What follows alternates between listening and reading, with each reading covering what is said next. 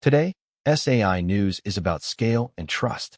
Japan and NVIDIA are turning physical AI into national infrastructure. Google is giving Gemini agents a new way to ground answers in live web data. And OpenAI is making the case that teens should have access to AI, but with stronger safeguards. The biggest story is NVIDIA's Japan AI Factory project.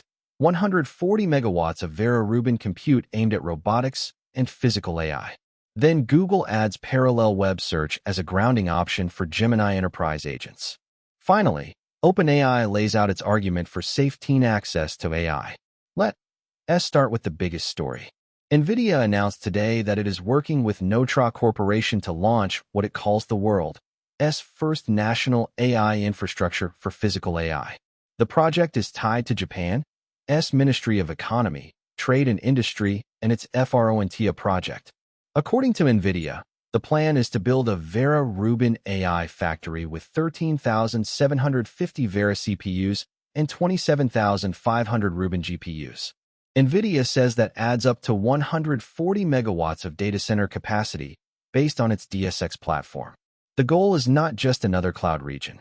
NVIDIA says this infrastructure is meant to support open multimodal foundation models for AI agents, digital twins, robotics, manufacturing, logistics, healthcare, telecommunications, and other physical AI applications.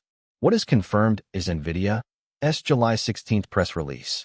The numbers and projected benefits are company claims, and the project still includes forward-looking statements. But the direction is clear. Japan wants compute infrastructure that supports domestic industrial AI, not just imported software. Why it matters? This matters because the AI race is becoming an infrastructure race.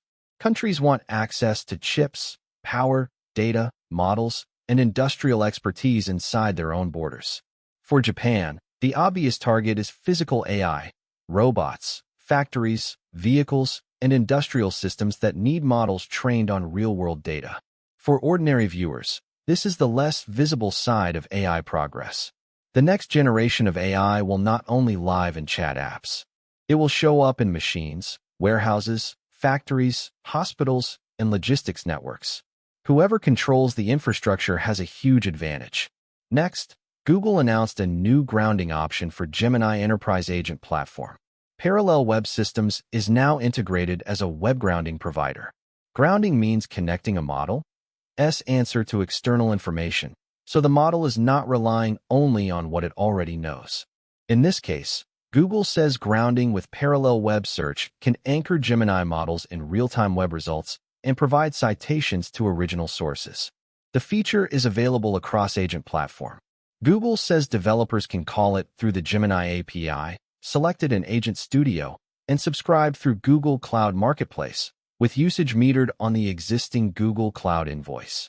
The use cases are very enterprise-heavy. Know your customer checks, catalog enrichment, real-time news analysis, corporate due diligence, compliance checks, and multi-agent workflows. Why it matters? This matters because AI agents are only useful if they can work with current and trustworthy information. A model that sounds confident but cannot show sources is risky for business use. By adding a purpose-built web search provider, Google is trying to make Gemini agents more verifiable and production-ready. For developers, this is about architecture. Instead of building custom search plumbing, they get another managed grounding option inside the platform where they are already building agents. For business users, the practical question is simple. Can the agent explain where its answer came from? The third story is from OpenAI. The company published a post titled, "Why Teens Deserve Access to Safe AI." OpenAI argues that teens are the first generation growing up with AI, and that access should not simply be blocked until adulthood. The company says many teens use ChatGPT for learning, information, skill building, and productivity. But it also says access must come with protections designed for their age.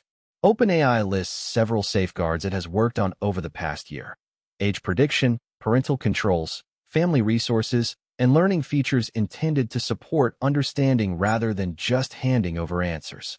What is confirmed is OpenAI's July 16 safety post. The broader claims about benefit and risk are OpenAI's position, not independent evidence that every teen use case is safe or effective. Why it matters?